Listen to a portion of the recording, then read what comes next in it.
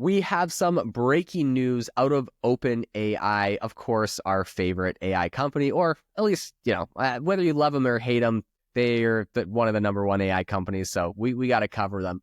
But OpenAI has just launched some new tools to help businesses build AI agents. There is some fascinating things going on here, and especially when we talk about the context of creating, like generating money with AI tools or using it in your business to scale it, or using it in your career to scale it. So kind of everything we cover in AI Hustle, how to actually make money from AI. I think agents are one of the biggest unlocks we're going to be seeing here.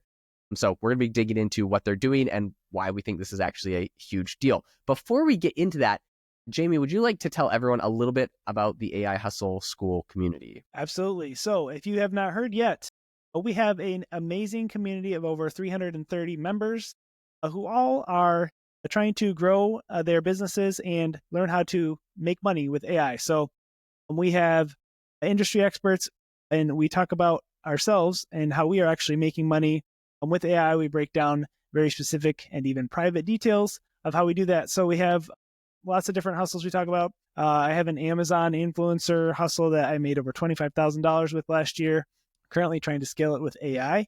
We also talk about becoming an AI consultant and how that can change your life financially and also the businesses you're helping. Plus tons of other content. We have dozens and dozens of bonus episodes over there. So if that interests you, check it out. It's only $19 a month. The price will go up eventually, but you can lock that in today. So go check that out. But let's talk about AI agents. That's kind of like the main, I think that the 2025 buzzword when it comes to AI is the agents, and it's going to change absolutely everything. OpenAI recently released their operator that you had to have the premium tier to access it. Both Jaeden and I paid for the premium tier to do that.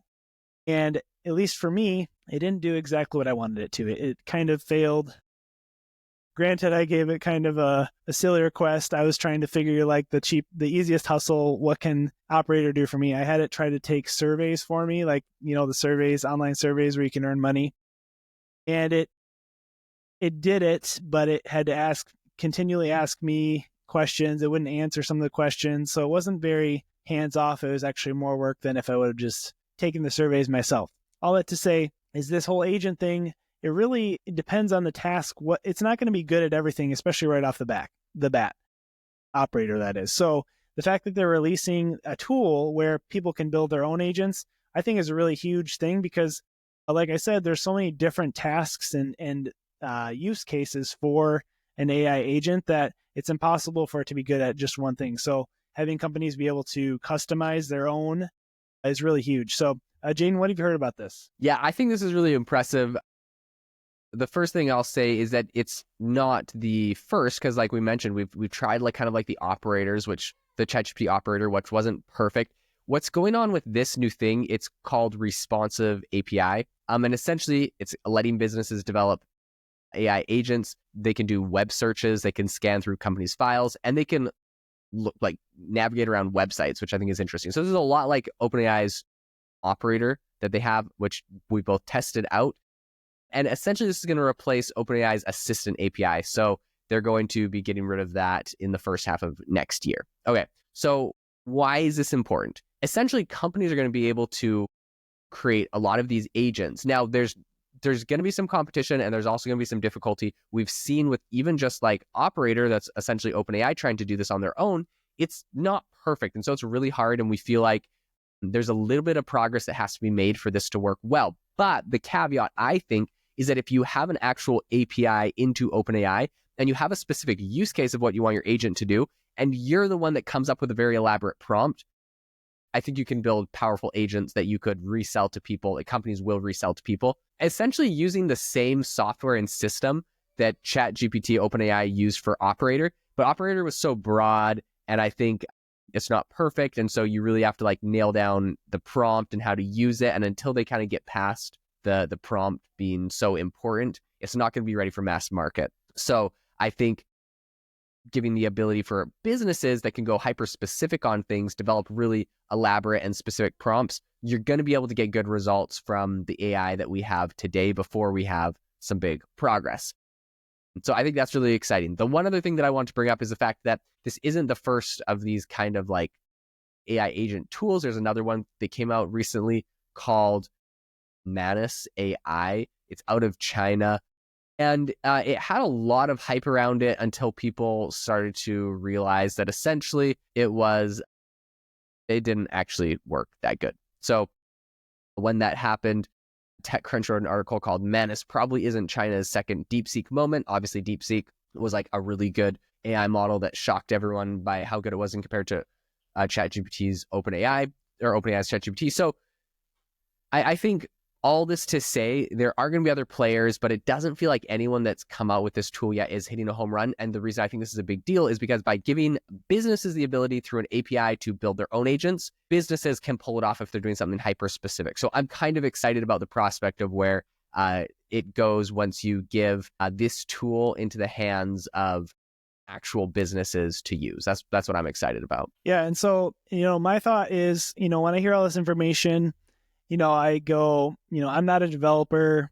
This doesn't really matter to me. But as we talked about this week in the school community, we talk about the whole concept of becoming an AI consultant. If you can stay up to date on the news and some of these agents that come out for specific industries, you can really attack those businesses and help them scale their own business with AI. So if you are, a consultant for, let's say, it's tax season, you're a CPA, AI consultant helping them get leads and things for their business, but you find out about a new agent that's really good at, finding errors in tax documents or finding missing information. This is just an example, but for my taxes, I recently found out this sounds ridiculous because I should have caught it earlier, but my address is in Grand Rapids, Michigan, but I don't actually live in the city of Grand Rapids. I live in the township of Grand Rapids. So I'm really not required to pay city taxes at all. Wow. But my CPA didn't catch that because she just sees my address, Grand Rapids. My CPA is in northern Michigan, so she didn't know that there's a difference between Grand Rapids City and Grand Rapids Township. So all that to say, if you had an AI agent that was really good at finding errors for CPAs, you could help them scale their business or at least become more efficient at their business with an AI agent, a custom AI agent. That's really, really cool. I 100% agree. Making these things very specific for different areas is going to be really powerful. One thing that I do think is interesting is that this new API, it doesn't actually solve all the problems. So there's a bunch of different problems that we have. Jamie and I have covered them in past episodes when we talked about ChatGPT's operator.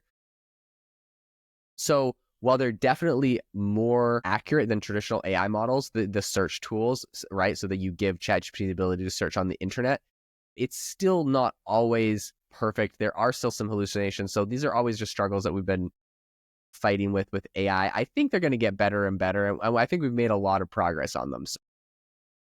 But all that to say, some people are going to be a little bit wary and a little bit dubious of using an AI agent over an actual person. However, real people can make mistakes too. So I guess if you had a percentage wise, you could kind of measure which one was better. But in any case, recently they've been talking about how they hope that OpenAI can bridge the gap between AI agent demos and products this year, right? Because we've seen really impressive demos from ChatGPT operator, and then when you actually use it, it's not quite there.